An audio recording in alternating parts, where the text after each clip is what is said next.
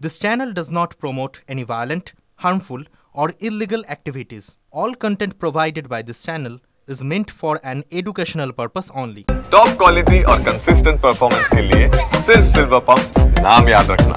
আর এবার নজর রাখবো ফুরফুরা শরীফের দিকে। ফুরফুরা শরীফের ভর কেন্দ্র কি বদলেই গেল? পীরজাদা তহা সিদ্দিকীর দাপট কি এবার শেষ?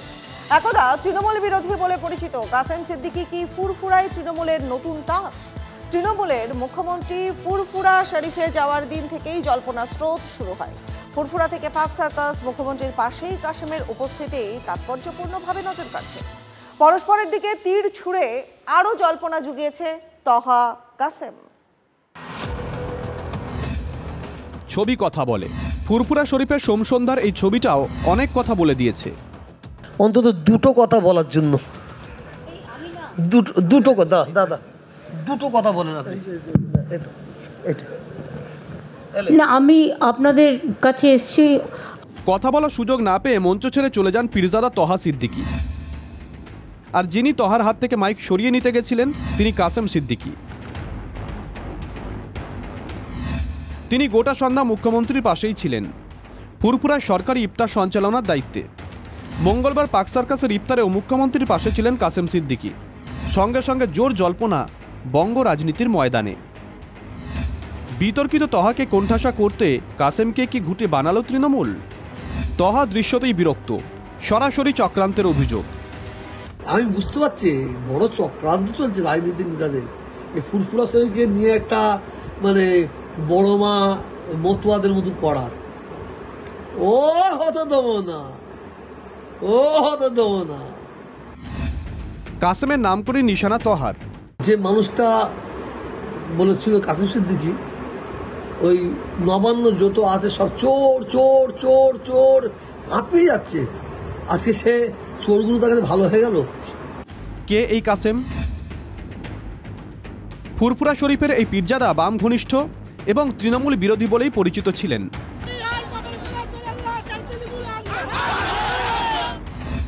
বস্তুত কাসেম বাহিনীর বিক্ষোভের মুখে পড়েই আনিসের বাড়ির আগে থেকেই ফিরে আসতে হয় পুরমন্ত্রী ফিরহাদ হাকিমকে।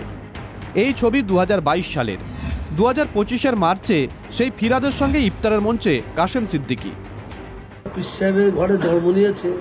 হ্যাঁ, সে জন্ম নেওয়ার পরে যে ববি হাকিমকে কাপের কাপের কাপের করতো, সেই ববি হাকিমের পায়ের তলায় এসে যে বসলো, এটাই তো আমার দেখে আমাদের ভালো লাগলো। আমার কাছে এত লোক বসে আছে, সব আমার কাছের লোক। তৃণমূল বিরোধী কিভাবে তৃণমূল ঘনিষ্ঠ হয়ে উঠল? কোন প্রয়োজনে? ইসালে সওয়াব অনুষ্ঠানের সময় কাটমানির অভিযোগ তুলে সরব হয়েছিলেন তহা। গঙ্গাসাগরের সঙ্গে ফুরফুরার উন্নয়নের তুলনাও টেনেছিলেন। তাতে বিড়ম্বনা বাড়ে তৃণমূল সরকারের। সঙ্গে ফুরফুরার ঘরোয়া অঙ্ক। ইফতারের মঞ্চে অন্য পীরজাদারা বুঝিয়ে দিয়েছিলেন ফুরফুরা শরীফ শুধু তহা কেন্দ্রিক নয়। আমাদেরকে আপনার সাথে যোগাযোগ করার একটা সুবন্দোবস্ত করে দেন, আমরা অত্যন্ত খুশি হব। কারণ আমরা অনেক সময় আমরা অন্ধকারে পড়ে থাকি। আমরা 32 ভাই, 32টা ভাইকে বসায় একমত হয়ে আমাদের কাজটা করার দরকার। ফুরফুরা শরীফ এমন একটা জায়গা যে জায়গায় একজন কেউ কোনো জায়গার কিছু নেই, আমরা সবাই সব জায়গায় সব দায়িত্ব নিয়ে এক একজন এক একটা দিক দেখি, কারণ এটা একটা বিশাল কর্মকাণ্ড। নাম না করে কাসেমও তহাকেই নিশানা করছেন। মঙ্গলবার পাক সার্কাসে ইফতার শেষে কাসেমের তীর। ফুরফুরা শরীফের কোনো সমস্যা নেই, সমস্যা একটা ব্যক্তি ছিল যিনি বেশি চিল্লাচ্ছেন। মানে উনি সবসময় কালো চশমা পরে থাকে, তো ঠিক দেখতে পাই না। যে ফুরফুরা শরীফের ড্যামেজ সে তো সবসময় চেষ্টা করবে আমি সেই জায়গায় যাই। তো সেখানে কে পাত্তা দেয়নি কে পাত্তা দিয়েছে সেটা আপনারাই জানেন, আমি কি বলবো। ছবি এবং কথাতেই স্পষ্ট ফুরফুরায় ফুরফুরে নেই তহা সিদ্দিকী। তৃণমূল কি ফুরফুরে থাকতে পারবে?